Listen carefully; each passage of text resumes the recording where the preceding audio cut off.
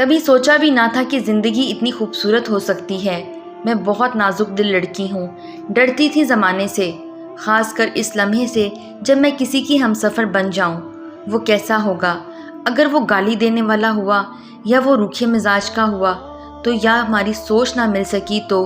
میں بہت ڈرتی تھی، ایک خوف مجھے خواب نہ دیکھنے دیتا تھا۔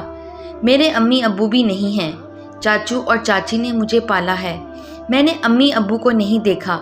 دادی نے بتایا کہ میں ابھی 1 سال کی تھی کہ ایک ایکسیڈنٹ میں ان کی موت ہو گئی، میں کسی معجزے میں بچ گئی۔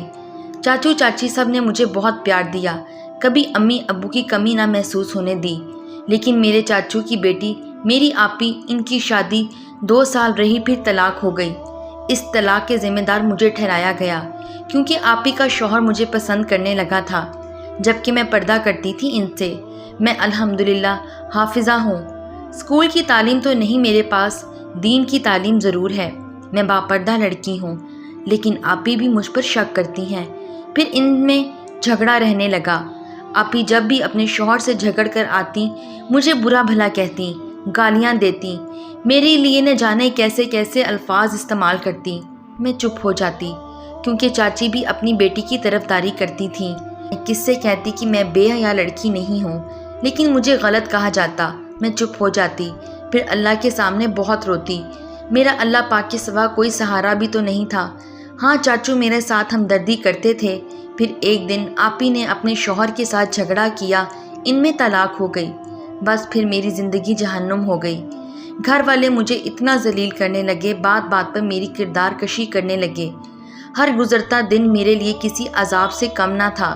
میں صفائی دیتے دیتے تھک گئی تھی۔ آپی مجھے نفرت کی نگاہ سے دیکھتی۔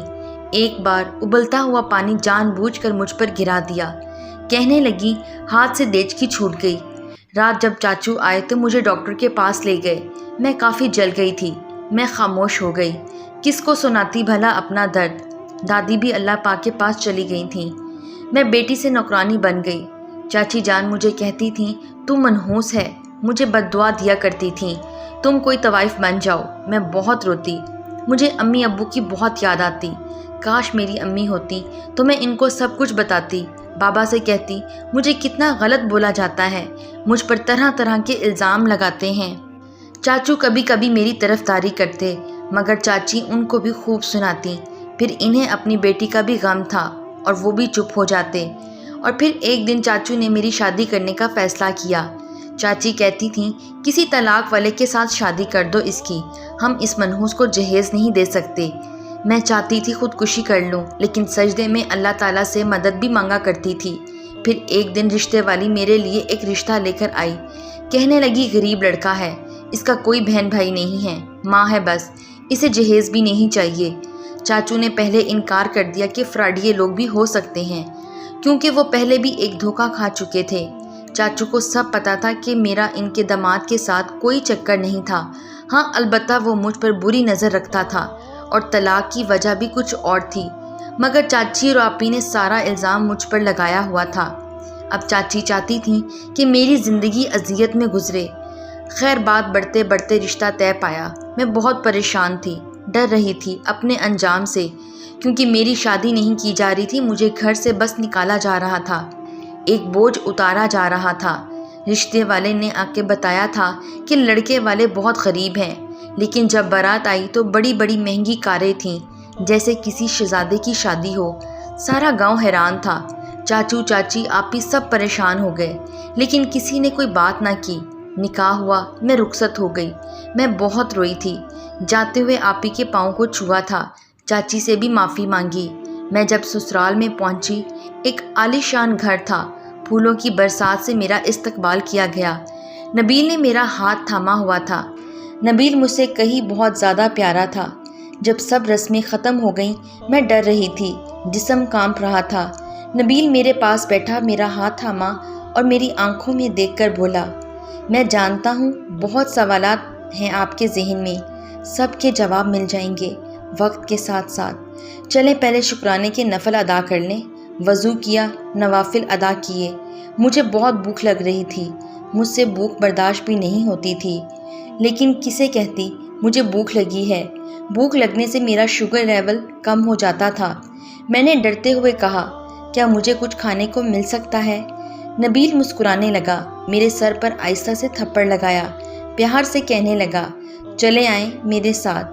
مجھے کچن میں لے گئے، فریج سے آئس کریم نکالی، میری طرف بڑھائی۔ میں خود اوون میں چاول گرم کرنے لگی۔ میں بہت عرصے بعد آئس کریم کھا رہی تھی۔ میری آنکھوں میں آنسو تھے، نہ جانے کیوں دل گھبرا رہا تھا۔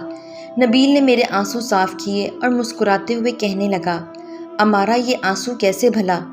میں چپ تھی۔ اپنے ہاتھ سے کھانا کھلانے لگا۔ پھر ہم کمرے میں آ گئے۔ میرا سر اپنی گود میں رکھا اور کہنے لگے، میں نے آپ کو دیکھا تھا، ایک دن آپ ڈاکٹر کے پاس آئی تھیں، آپ کافی جلی ہوئی تھیں، آپ کے چاچو پاس تھے، آپ ان سے کہہ رہی تھیں، چاچو بہت پریشان ہیں نا آپ سب میری وجہ سے۔ آپ کے چاچو روتے ہوئے کہہ رہے تھے، بیٹا میں بہت مجبور ہوں۔ میں اس لمحے پاس والے بیڈ پر ہی لیٹا ہوا تھا۔ میں بھی اس دن کافی بیمار تھا۔ آپ نے چہرے سے نقاب ہٹایا تو میرا دل آپ کے سجدے میں گر گیا۔ آپ کے چاچو کسی کو اپنے گھر کا ایڈریس دے رہے تھے، بس پھر رشتے والی کو بھیج کر سب کچھ ممکن بنایا۔ نبیل کی اپنی کریانے کی دکان تھی، اللہ نے ان پر بہت رحمت کی ہوئی تھی، اچھا خاصا کماتے تھے اور وہ میرا بہت خیال رکھتے۔ ان کو دیکھ کر مجھے زندگی سے محبت ہونے لگی۔ میری ہر چھوٹی سے چھوٹی خواہش بھی پوری کرتے، جیسے میری دنیا ہی بدل گئی ہو۔ ان کو غصہ کبھی نہیں آتا، ہاں بس کبھی کبھی ناراض ہو جاتے، بچوں کی طرح، پھر میرے بغیر رہ بھی نہیں سکتے۔ جب پہلا بیبی آنے والا تو مجھے پلکوں پر بٹھا لیا، کھانا تک اپنے ہاتھوں سے کھلاتے مجھے۔ گھر کے کام کرنے کے لیے ایک ملازمہ رکھ لی، میں کوئی کام کرنے کا کہتی مجھے ڈانٹنے لگتے۔ نبیل نے میری زندگی میں سکون بھر دیا تھا، مجھے مہنگے ہوٹلز میں ڈنر کے لیے بھی لے کر جاتے، اور ایک میں ہوں، ان کے بازو پر سر رکھے بنا نیند نہیں آتی۔ آج ہماری شادی کو 15 سال گزر گئے ہیں، ماشاءاللہ 2 بیٹیاں 2 بیٹے ہیں۔ مجھے نہیں یاد کبھی مجھے سخت لہجے سے پکارا ہو نبیل نے۔ کبھی کبھی چاچا چاچی کے گھر بھی لے جاتے ہیں۔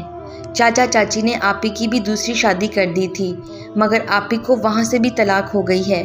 وجہ یہ تھی کہ آپی اپنے دوسرے خاوند پر بھی شک کرتی تھیں، انہیں کسی لڑکی یا کوئی کزن وغیرہ کے ساتھ ہنستا ہوا دیکھتی تو گھر میں فساد کھڑا کر دیتی، بس اسی وجہ سے طلاق ہو گئی۔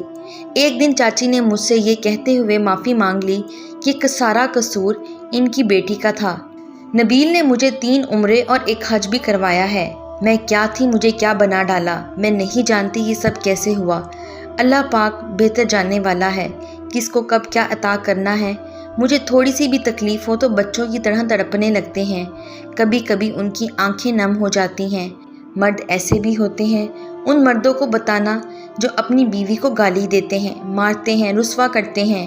میرے نبیل جیسے شہزادے بھی ہوتے ہیں جو کسی دکھوں کی ستائی ہوئی لڑکی کو شہزادی بنا لیتے ہیں۔ نبیل کے بنا میرا ایک لمحہ بھی نہیں گزرتا۔ اللہ ان کو لمبی زندگی دے، وہ ہمیشہ میرے جسم میں روح بن کر رہیں۔